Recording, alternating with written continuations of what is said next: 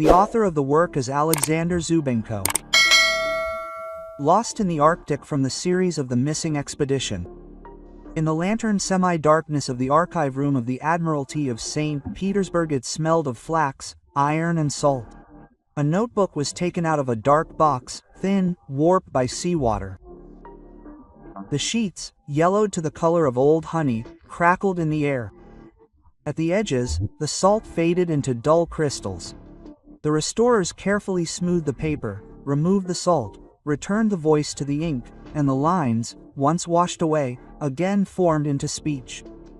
The date appeared in the margins, like the seal of the tide. On August 24, 1891, the archive employees made a note.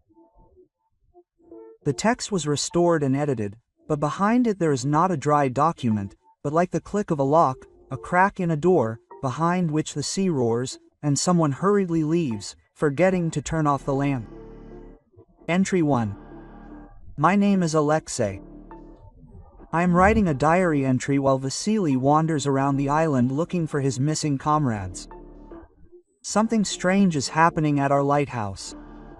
2 months ago, 2 of our partners disappeared without a trace while waiting for a launch from the mainland, where they were supposed to be taken for a vacation.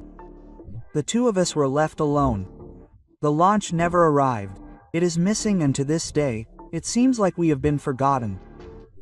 We searched for our comrades all over the island, searched almost every yard of land, and found no one.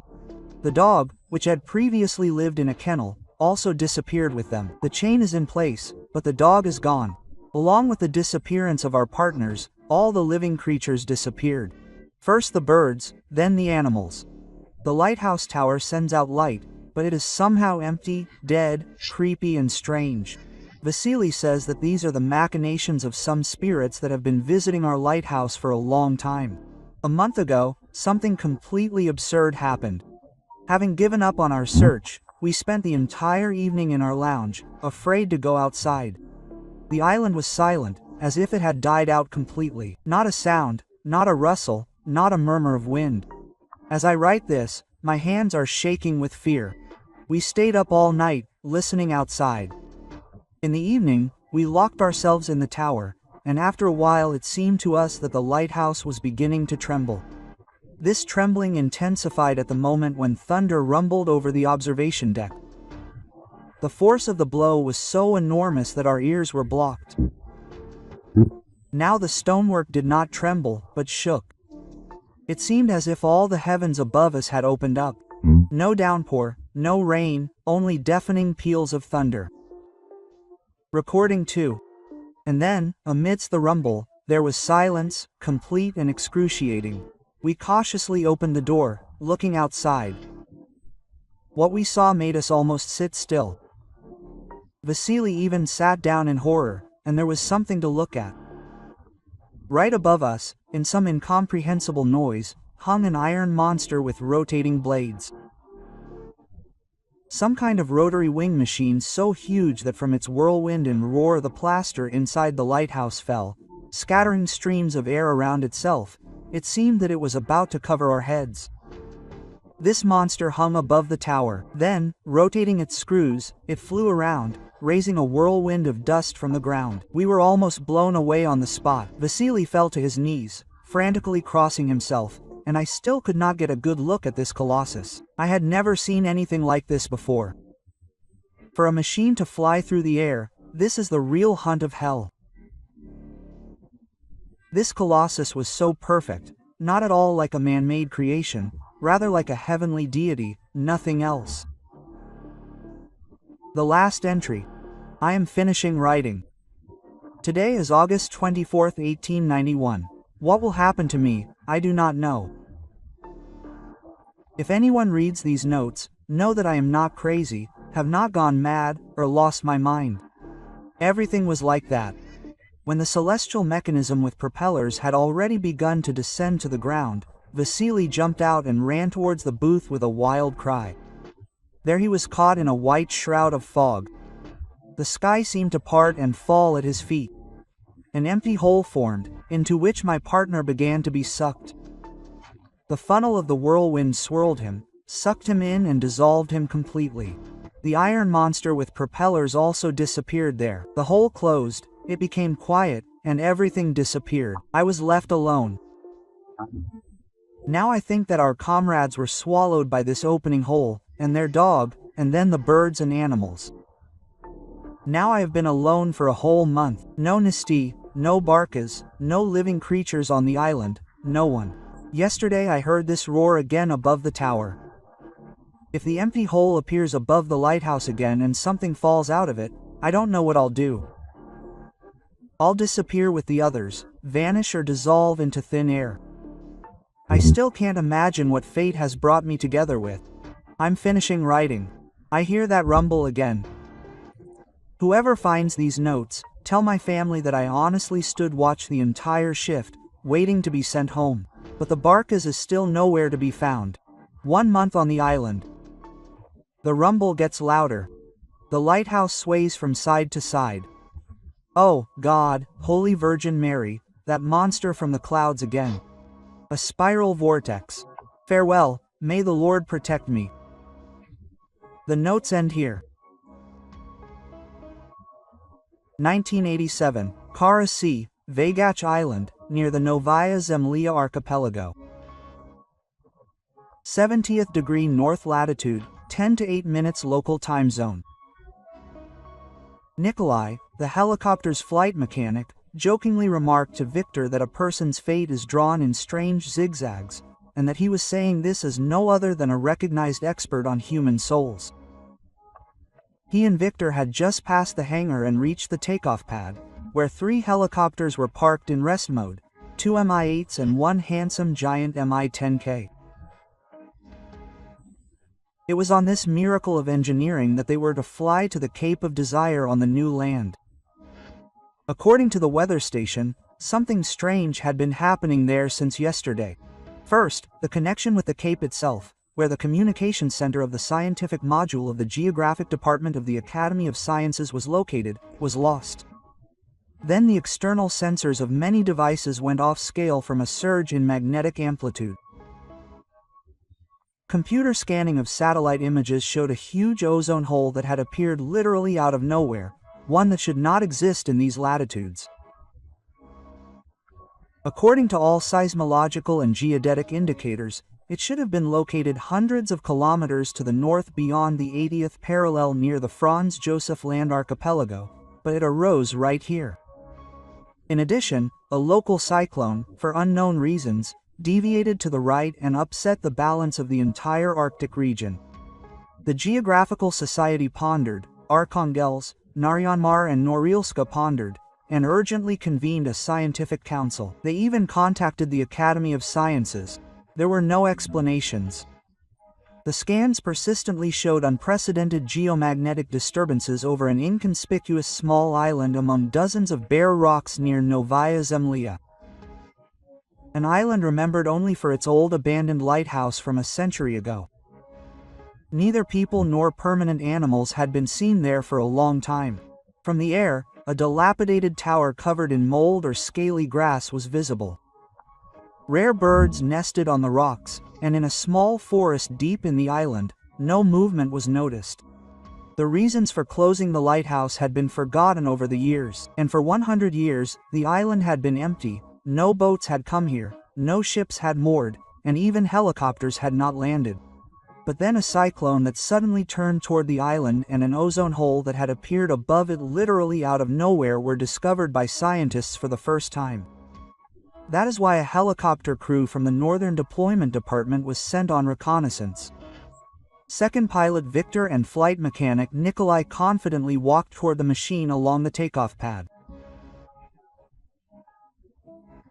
And the older Nikolai was teaching his younger partner Vidya, who had just turned 25, while Nikolai himself was already over 40. Both friends were inseparable, having flown out more than once to such dubious natural phenomena, which occurred in the Arctic with enviable regularity.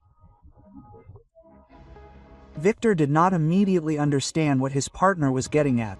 He explained that the twists of fate sometimes play unwanted jokes on us, and complained about the non-flying blizzard.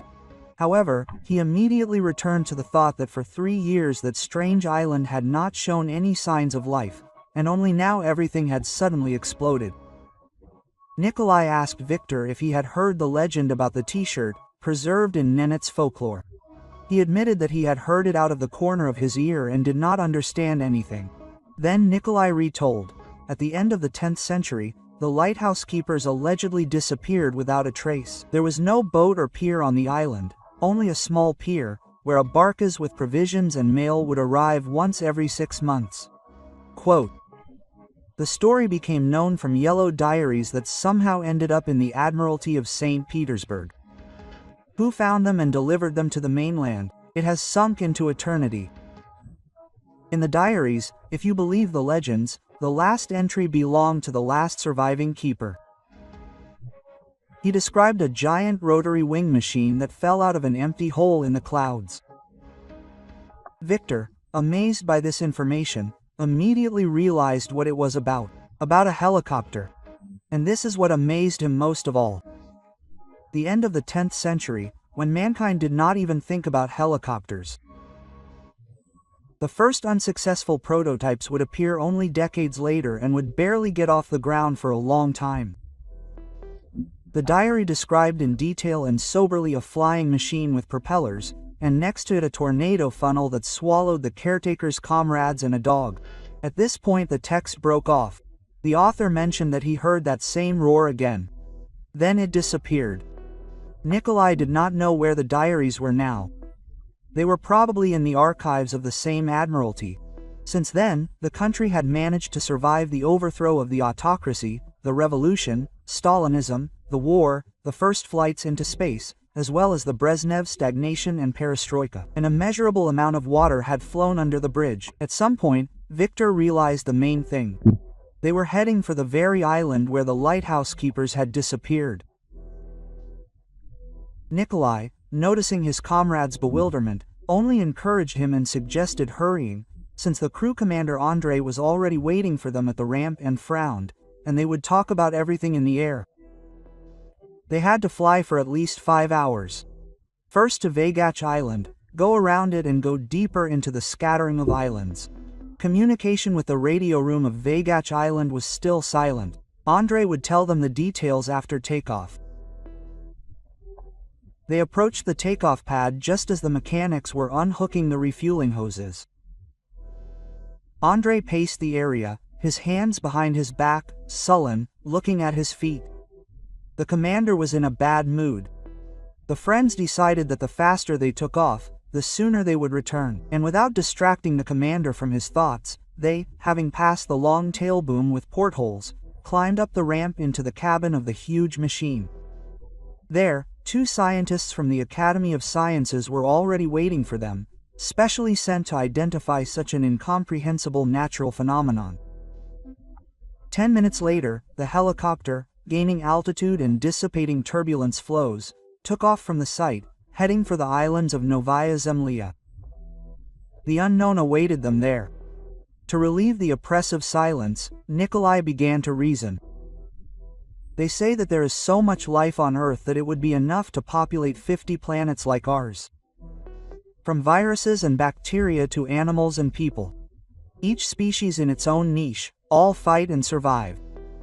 And if humanity had a suitable planet, it would be possible to think about resettling the living creatures found on the island at least tomorrow. Victor objected mentally and out loud that first it would be nice to discover such a planet itself.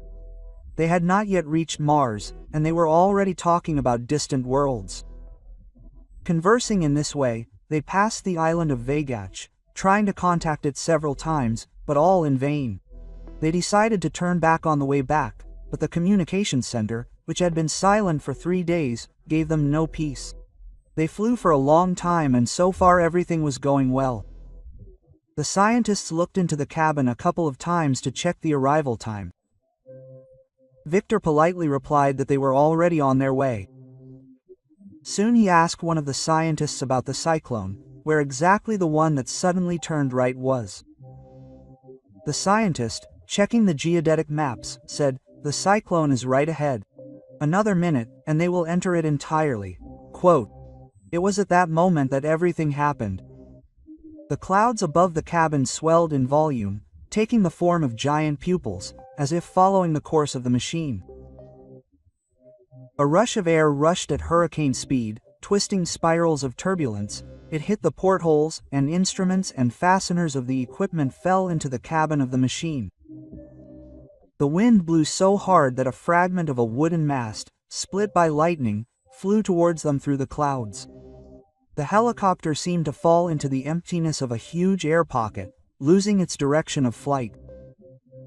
It began to fall, dragging swirling air currents towards the wide open sea, the surface of which was heaving from an unprecedented storm. The machine began to toss from side to side. Andre broke out of his stupor, took control and, giving short commands, ordered to turn onto the starboard side. Victor synchronously duplicated every movement of the commander. The clouds suddenly parted, a giant lightning flashed. Waterspouts burst out of the sea, spinning into a corkscrew. Below them they saw huge waves tossing a small schooner like a nutshell. Nikolai managed to note that the schooner's rigging was unusual.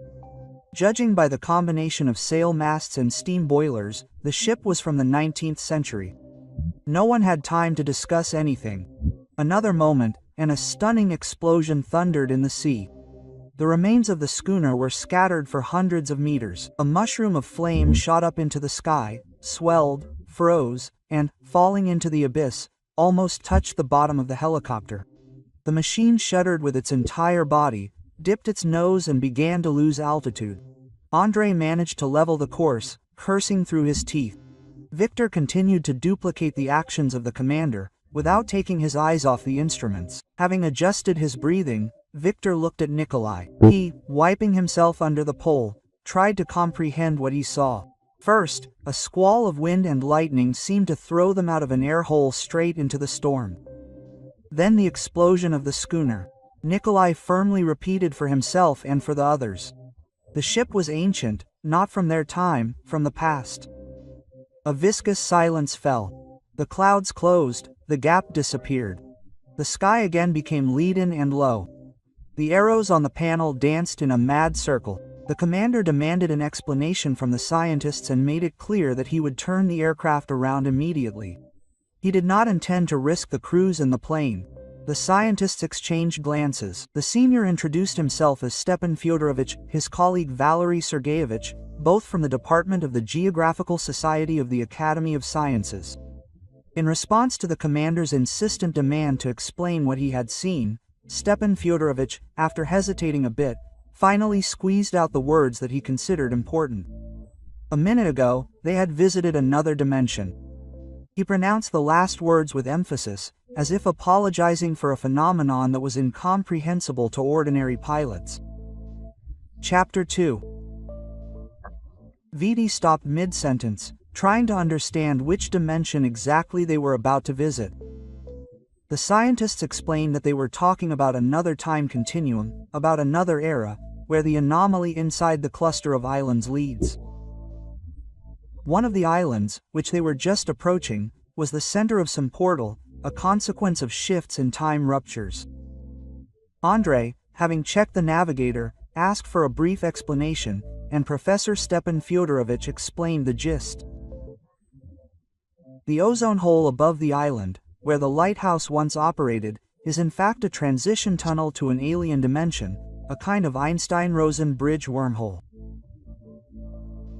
When it opens and why it exists, science does not yet know, but this phenomenon, in their opinion, is not natural, but artificial. It was to establish the causes that they were called, and the crew was sent to the island. Clarification about this island confirmed the pilot's suspicion. This place is known for the disappearance of lighthouse keepers. The professor added details.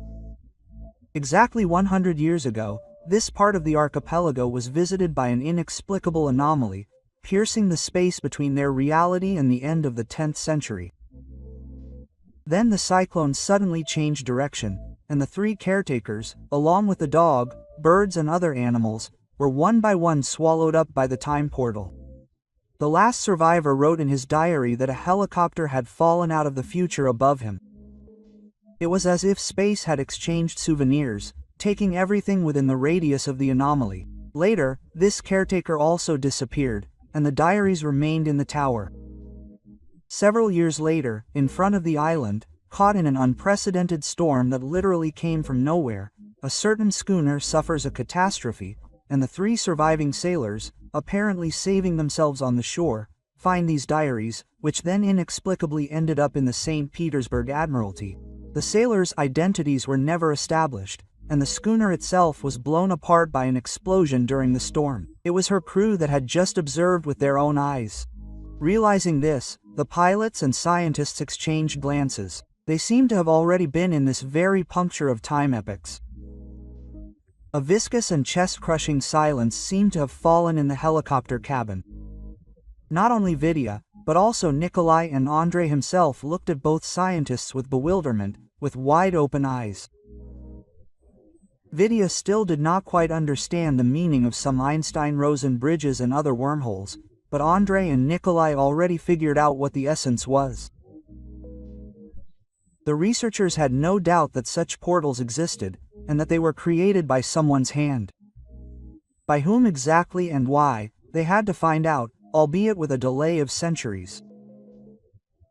Vidya thought for a second, glancing out the side window, where a distant island was already visible under the bottom of the machine, similar to a match head from above. The sea calmed down, the schooner disappeared. The storm was gone. Meanwhile, the helicopter was landing smoothly. The commander turned to the scientists, who were still heatedly discussing the latest events with Victor, and ordered everyone to calm down and take their seats. Both professors hurried to the folding seats by the portholes, peering into the panorama unfolding beneath them. The island had expanded in size, blocking the entire view now, growing in size with every second. Small forest areas, bare rocks with nesting birds, and the very lighthouse that was legendary in local folklore were visible from above.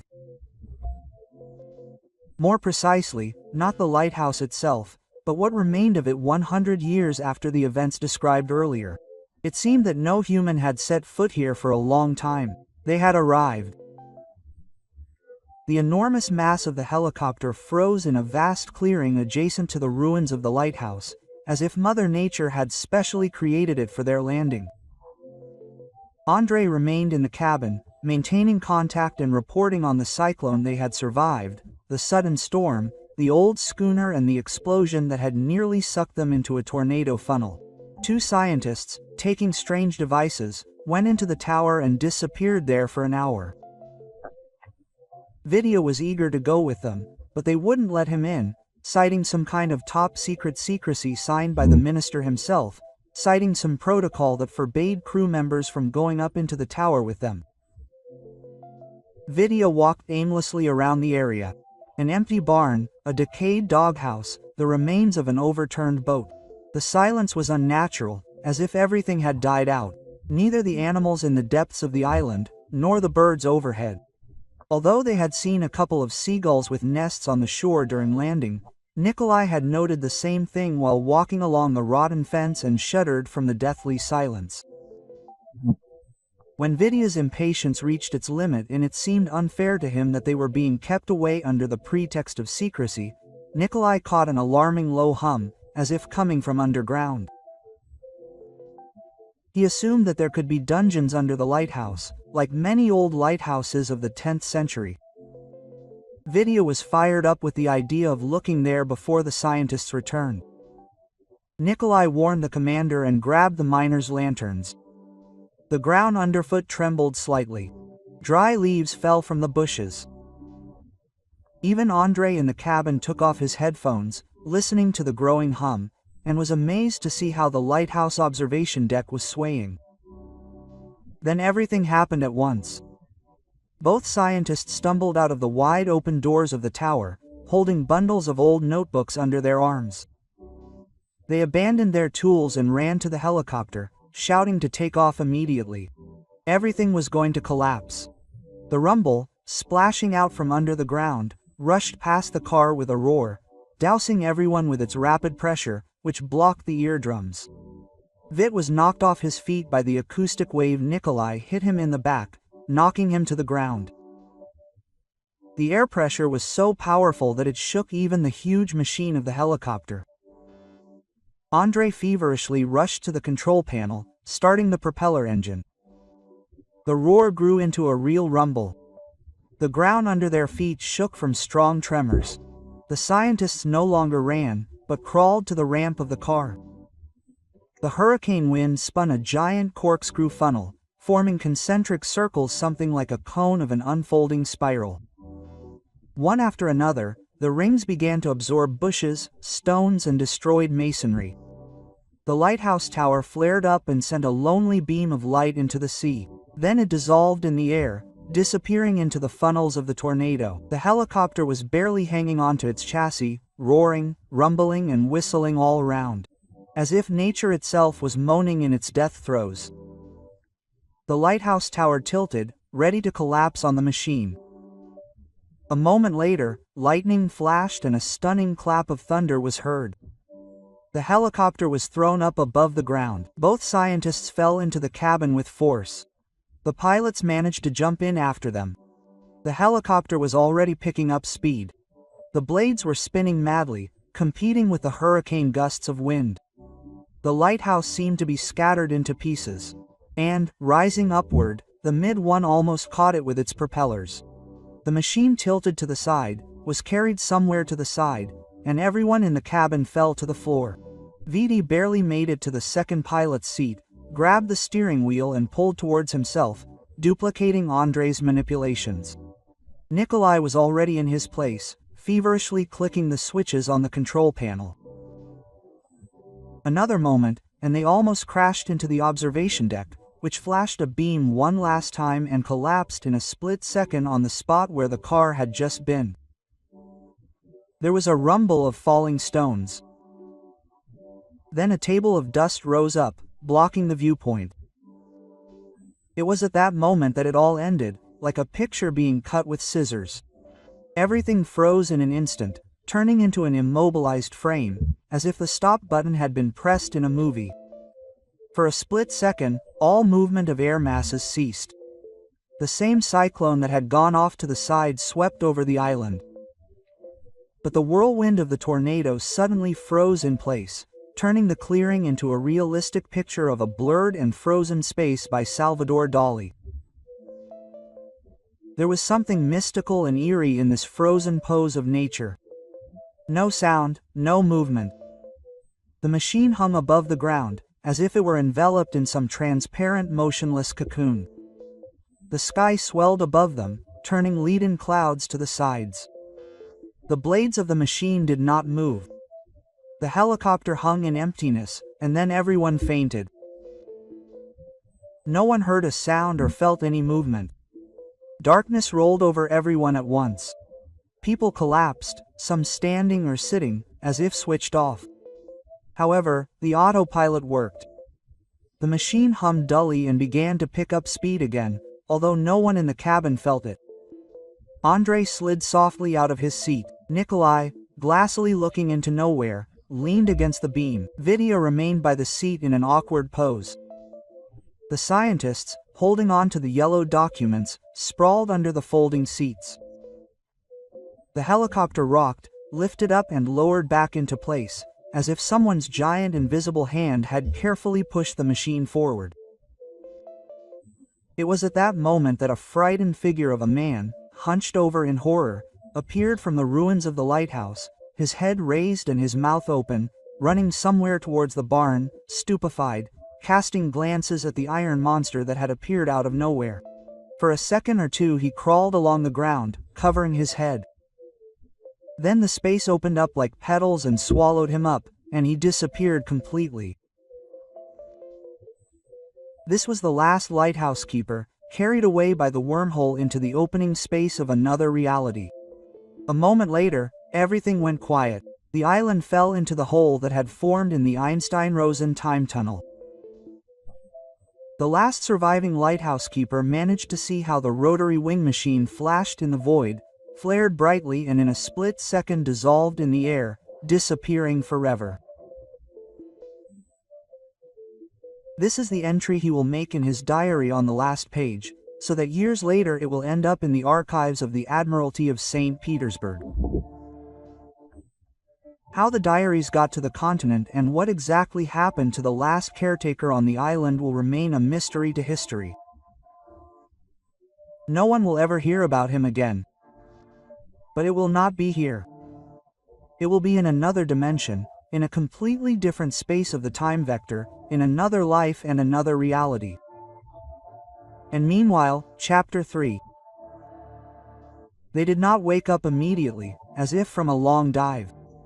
The air in the cabin was a dense viscous mass. The instrument needles froze at absurd values. The lamps burned without shaking. The helicopter hung, although neither Andrei nor Victor held the machine. The autopilot silently performed the impossible. Nikolai was the first to come to his senses. He touched the porthole and shuddered. Not his fingers, but the glass responded with a short tremor, like from tuning forks. Everything outside was standing still. Not a single tree branch or bush stirred. The rising column of dust, like a thin tree, hung in place. Even the collapsing lighthouse platform froze in flight, like a drawing. The helicopter was inside a stable cavity outside of time. One of the scientists, Stepan Fyodorovich, having assessed the situation, whispered, "We are in the lagoon." His voice went as if into a deaf cotton wool and dissolved, and the sound did not bounce off the walls. The helicopter commander Andrei decided to go down for a few minutes, pick up the abandoned instruments, cables and lanterns. Victor and the scientist went with him, and Nikolai was ensuring at the winch. With each step toward the ramp, the metallic taste in the mouth grew stronger. It was so quiet outside that the silence could be seen. Transparent fibers of air, like thin veins stretched between the stones. They walked through the motionless dust, as if cast from a single piece, and stepped through the open doors of the tower. Inside, there was a smell of burlap, iron and salt, but the smell did not change, as if time had not had time to bring its nuances.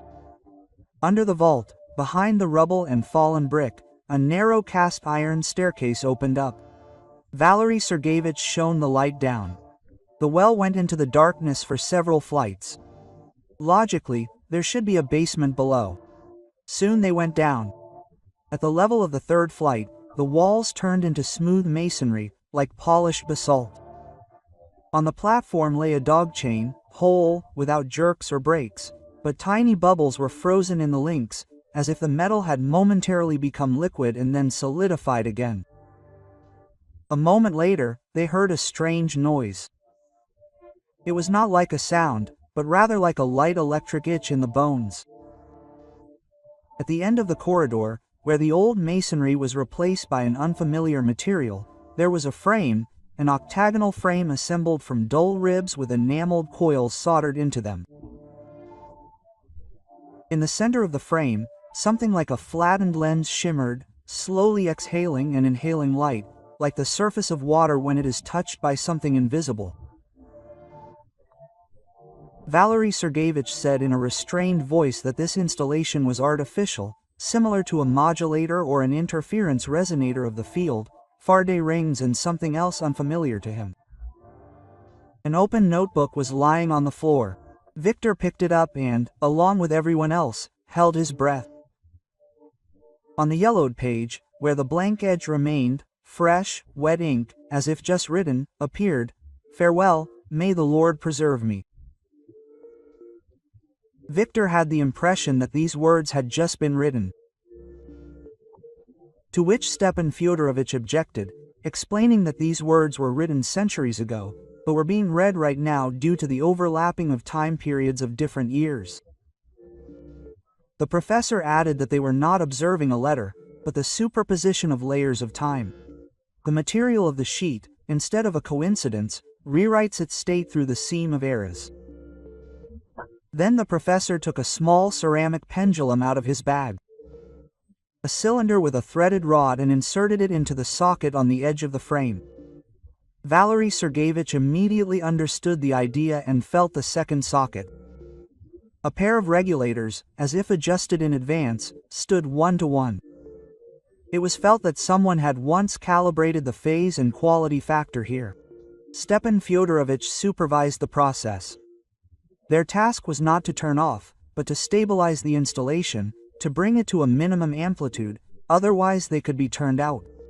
With each turn of the thread, the lens in the center trembled and became thinner, sometimes gathering into a tight, almost solid glass, sometimes dissolving into ripples. On the floor, next to the notebook, a faint glow appeared, like a swarm of fireflies, as if a thin flower of light was pouring out of the air. Valery Sergeyevich whispered that the installation was working, remembering, writing and copying. Andrei saw that the scientists were so carried away by the process that it was impossible to do without his intervention, since at any moment they could remain a prisoner of the basement forever. He ordered them to leave immediately. The scientists tightened the regulators with lock nuts so that the unit would not return to its previous course, and, taking the notebook, skidded up the stone steps. When they were almost at the exit, another episode happened, short but piercing. A drop of water slid down from the side of the stairs from the semi-darkness of the upper flight.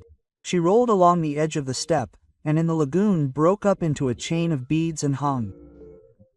The beads hung in the air, like a thread of glass, and each one reflected the same flattened lens, only in miniature. In the reflection, a confused look flashed for a second. Someone else's face, like on an old record, with sunken temples and eyes that could not bring themselves to believe. A moment later, the face disappeared, as if it had been sucked in by a back wave. It was an imprint, not a person, and this made the scientists quicken their pace. And ahead, the helicopter waited, motionless, as if suspended by a thread. Nikolai, holding the winch handle, finally heard the sound, the first in all this time, his own exhalation. When the cabin hatch hit the grooves and the locks went in, Andrei turned on the power gain mode. The world rocked slightly and moved. The hanging dust fell at once. The lighthouse platform dove down like a stone into water. The silence broke, and the lagoon let them go. Somewhere inside, at the level of the stomach, joy gushed over each of them. It worked. Chapter 4. The massive body of the Mi-10 helicopter broke out of the air pocket and emerged from the thickening milky white fog. New land. Slightly dented by the hurricane and having been in another dimension, it survived almost without damage. The dumbfounded pilots with two scientists on board looked down at the wide panorama of snowy expanses of a huge island that had appeared out of nowhere. They had just been thrown out of the thickening milky white fog by the pressure, and all five of them had not yet recovered from the events that had recently swept over them. Now the Earth was rushing towards them. Communication with the scientific module of Vygach Island turned on immediately. The ether cracked with interference. The operator on duty confirmed that he saw the aircraft on the radar and requested landing. Andrei, barely able to cope with the excitement in his voice and the buzzing in his head, confirmed his intention to enter. Recognizing the familiar timbre on the other end, he mentally noted, Vladimir is sitting at the control panel. The commander, by inertia, tried to find out why the module was silent and did not go on the air. The answer made him wary. On Vygach Island, they assured that they had been in contact with the mainland yesterday, with Norilska an hour ago, and now with Naryan Mar. While the helicopter, having banked, was descending to the site, Andrei asked for the date. The received number fell upon the crew with an icy guess. The duty officer, switching from an official tone almost to a shout, reported that contact with the Mi-10 was lost 8 days ago, and since then, a search has been underway along the entire coast and islands of the archipelago. Teams from the northern deployment departments have been raised into the air. The fishing seiners have been given coordinates for bearing. The detection satellites scan all the nearby squares of this polar region. The country is looking for the missing aircraft and demands an answer to where it disappeared. The crew commander looked with a shocked look at the funnel spreading in the sky, from which the branching arms of the spiral went into the clouds. Viti gasped and leaned back in his chair. A piercing, apologetic silence arose in the cabin. A crushing silence. They realized a simple and terrible thing. They had been absent from this world for exactly 8 days. Andre held the course and tried to collect the thoughts that had scattered in his head. Black streaks stretched along the fog. Obscene figures of interference danced on the screen of the onboard radar. He was in contact with the operator on the island and reported on the state of the aircraft. At some point, Valery Sergeyevich, as if in a daze, took a bundle of notebooks out of his bag, and then jumped up abruptly, listening not with his ears, but with his gut, as one listens to the trembling of the earth. He said that since the node in the basement was not completely extinguished, but only propped up, its energy was looking for a new outlet. The funnel could reach the helicopter, even if they reached the mainland. He did not explain anything else. Only urgency was felt in his gestures. The found things had to be somehow preserved, locked away from the funnel, which was about to open up again. Andre cursed and ordered that the found things be immediately disposed of. The professor shook his head and said that these were not things, but a principle.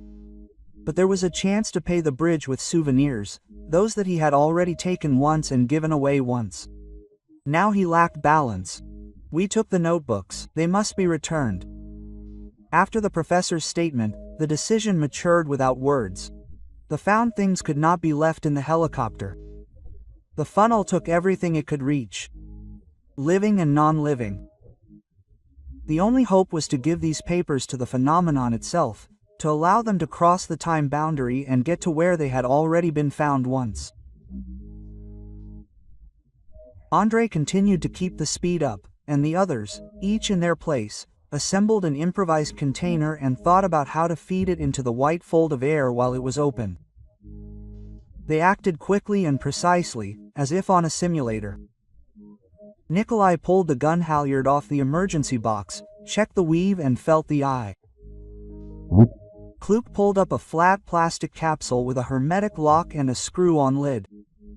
The material was slippery from salt and frost. Inside were placed notebooks, 2 sheets of paper with spreading ink, a scrap of a map and a fragment of a brass plate with a worn-out lighthouse number. At the top, the scientists added a short report on oiled paper, a date stamp, a location, and a sparse description of the phenomenon. Andre tore the patch with the side number off his overalls and put it in as a silent signature of the crew. All this looked not like cargo, but like a request transmitted through water and time. 2 people screwed the lid on, the thread resisted and creaked. Barely noticeable cracks began to creep along the seal, but the lock still sat.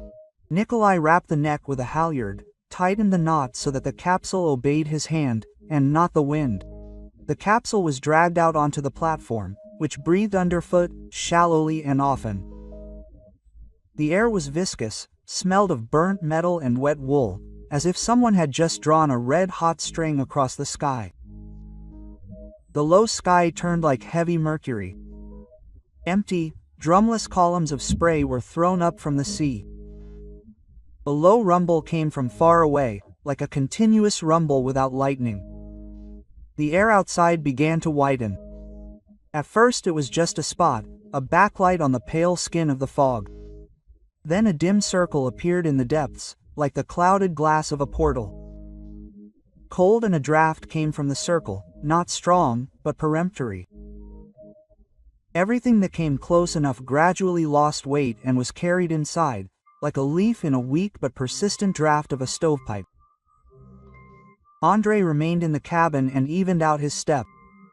The blades took in air, the fog beneath them broke into strips. Victor and Nikolai brought the capsule to the very edge of whiteness in tactful cold silence. The rope sang in the gloves, becoming icy, then hot, like a live wire. The scientist stayed close, tracking the change in amplitude on a portable device. The needle bent, the edge of the scale scraped. The scale responded with a tremor. The anomaly was not asleep. The white spot suddenly thickened. At that moment it became quiet. The silence was wrong, unnatural. Even one's own pulse disappeared. The white fold darkened in the depths, dimly reflecting their figures. And it seemed that in this reflection there were other people in long blouses, in cloth shirts, with eyes wide with fear. Victor imagined that he heard a short bark, like hiccups, as if someone was calling a dog. The internal decision worked at the same second. The capsule was released. It was picked up by a smooth, inexorable movement, like a splinter, and pulled into the thickening whiteness. The halyard stretched until it rang, creaked with fibers and suddenly became soft, then empty. The edge, rubbed by invisible friction, broke without a click, as if cut by a sharp blade. The spot, having had its fill, collapsed in on itself. The air instantly returned the noise, rushed into their ears like a wind and hit the helicopter's body with a dry wave. A moment later they climbed inside, their boots creaking in the wet clay on the aluminum. The cabin smelled of kerosene and warm wiring. The instruments jerked, as if they had come to their senses. Nikolai closed the hatch, clicking the handle. Andrei smoothly pulled the step. The blades took to the air. The machine, as in water, slowly stretched upward. And then the ground moved. First, something sank in the side porthole, as if the ground had sunk by the thickness of a board. Then the hole went like a wave, and everything below seemed to float. The air curled into a tight corkscrew. Andrei barely held the steering wheel. Victor, holding his breath, duplicated. The machine was listing. Soon the machine, squeezing every horse out of itself, went up, but an invisible weight held it by the belly. A shock wave, dry as a bone, pierced the hull. The portholes filled with milk. The air became viscous, like resin. The blades cut it silently, and it seemed that they were standing, dangling on invisible threads. Andrei and Nikolai exchanged glances, realizing that there was no point in hoping for an autopilot. Taking a deep breath, Nikolai pulled a small aluminum can out of his pocket, a signal container with caramel for emergency rations. Sharply clicking the lid, he stuck a short note inside.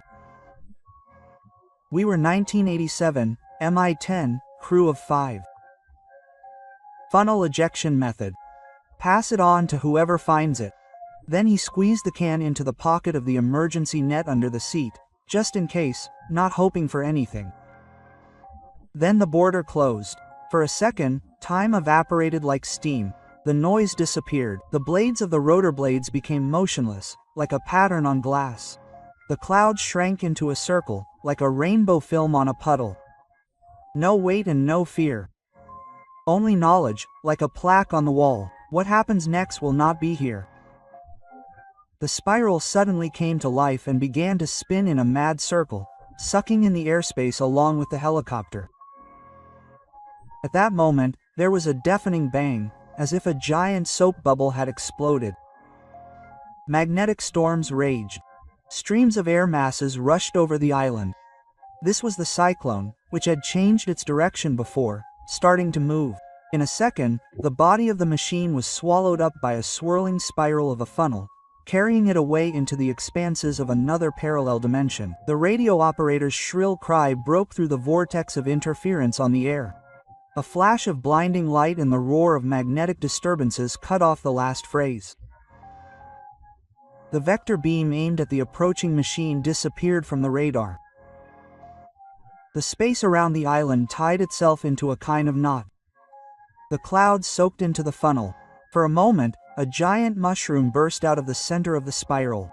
It swayed in the air and, dissolving, soon disappeared from sight. The junior pilot's scream was cut off on an inhale. The bodies of the 5 crew members were spread out across the cabin of the helicopter, turning them into a shapeless, spreading spot of something incomprehensible. A moment later, they disintegrated into atoms, dissolved in a meson cloud and disappeared into the other world and the people's space. The cyclone shifted the air masses and, exhausted, soon died down. The Mi-1 helicopter no longer existed in this world. It was swallowed up by the void. Afterward, One winter day, when the hills on Vygach Island stood like black crumbs amidst the whiteness, and the polar lights time after time ripped the sky with green knives. A Nenitsa boy and his father were walking on the frozen ice. They were squelching their fur boots through the snow slush and talking about their luck, about how the wolf had outflanked the pack, and about how the midges would come in the summer. On the shore, where the hummocks were folded like the bones of a giant, they noticed a flat white washer, covered with an icy crust. The boy scraped the ice with his knife and knocked off the crust. The metal gleamed like a fishtail. The thing was foreign, heavy, with carvings along the edge and with the smell of snotty, salty resin. They did not know what it was, but they knew that they couldn't throw it away. They brought it to the tent, warmed it by the fire and twisted the lid. Inside lay notebooks, wet, wrinkled like a sailor's palm, a scrap of a map, a green plate with a lighthouse number stamped on it. There was also a dirty piece of thick fabric with worn-out letters that neither the father nor the boy could read. The papers smelled of iodine and machine oil. They put everything in a canvas bag. And in the spring, when the Pomors came, the bag went with them to the Ob Bay, and from there to Arkhangelsk. They ended up where they were supposed to lie, in the depths, where the air smells of flax, iron and salt. Sometimes, when the archive guard quietly drank tea in the empty hall, something in the far box barely rang, as if the rubber lid was breathing slightly, the rustle of notes, the life of ink, the slow movement of salty memory. Years later, in the era of other devices and other words, restorers, having removed the salt, smoothed out the paper. A date appeared in the margins, like a tide stamp, August 24, 1891. In one of the bindings, between the pressed-in crust and the weak brown sheet, another piece of paper was found. A paste-up on oiled paper with a smudged pencil. We were in 1987, and below, a crooked, childish but firm grove could be read, as if written on a rocking boat. Pass it on to Arkhangelsk. No one could say for sure who exactly found the notebooks, how they had floated through the years, and in which compartments they had been whispered about in the south. No one would ever know that the small aluminum box with glued caramels remained lost in the nets under the chair. It had been carried away along with the chopped-up time. But sometimes on February nights the air suddenly begins to hum over the white deserts of the Kara Sea. And from beneath the clouds, as if from another layer of the sky, a spiral of light flows down for a second. A flock of seagulls shudders on their nests, sand pours down from the cliff, and it seems as if a flat white washer with a threaded edge is about to emerge from this spiral. Then the sky closes in, everything becomes as it was, and as it will never be again. And somewhere beyond that border that cuts the world like a knife, people in the cockpit of a large, beautiful machine sit as they were caught by eternity. The commander with his hand in step, the second pilot with his shoulder pressed against his chest, the mechanic with a stubborn crease at his mouth, and two scientists with notebooks on their chests. Around them there is motionless air in which specks of dust float, similar to sea salt. They are like an old photograph, no past, no future, only a moment, inflated to infinity. And maybe someday a summer cyclone will take another wrong turn. Lightning will split the clouds. And an invisible hand will push the machine forward once more, returning it to where call signs and hot tea await in the radio room. Or maybe not. History likes to close itself in rings. And one of these rings, heavy and cold, lies on an archive shelf, smells of flax and salt and whispers in the folds. We were.